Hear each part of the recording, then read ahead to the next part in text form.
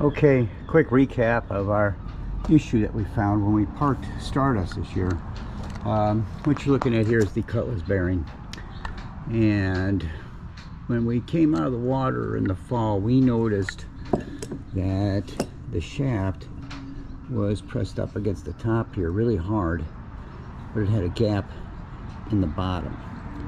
So that told us our alignment was off. So we disconnected the stuffing inside the stuffing box and loosened that all up and tried to spin the shaft, and we could feel a large amount of drag on it. So we knew right away that our engine was not in line with the shaft. So that's often an issue on sailboats and power boats also.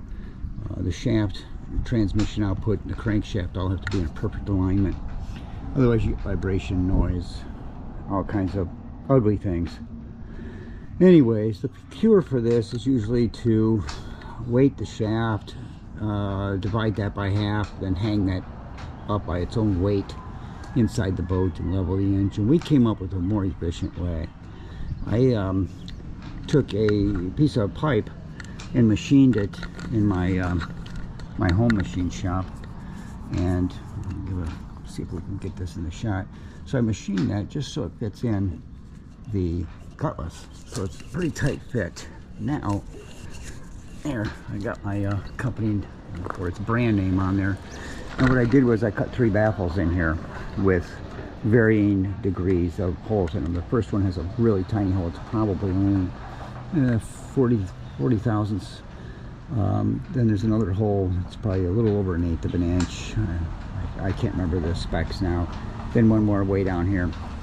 Now you can use a regular flashlight or a laser. I wanted to use a laser on this. Unfortunately, I bought a couple from eBay that were made in China, and they weren't real straight.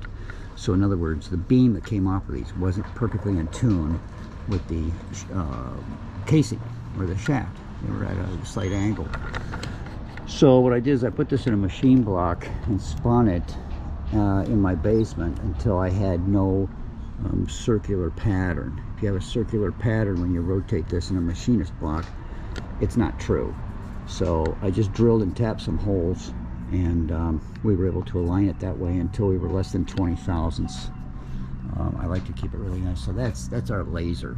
Now when we lasered it, we did find that we were 5/8 of an inch low on the back of the engine, so we have to raise it, and we're having problems with the old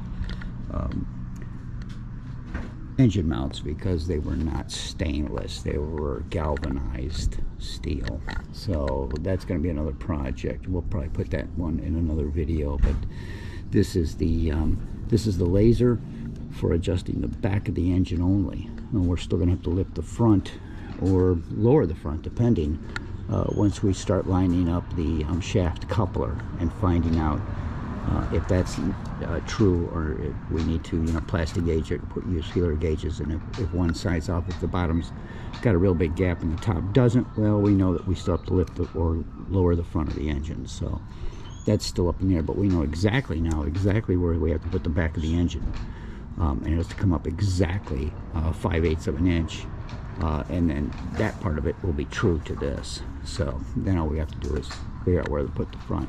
So that's it for now.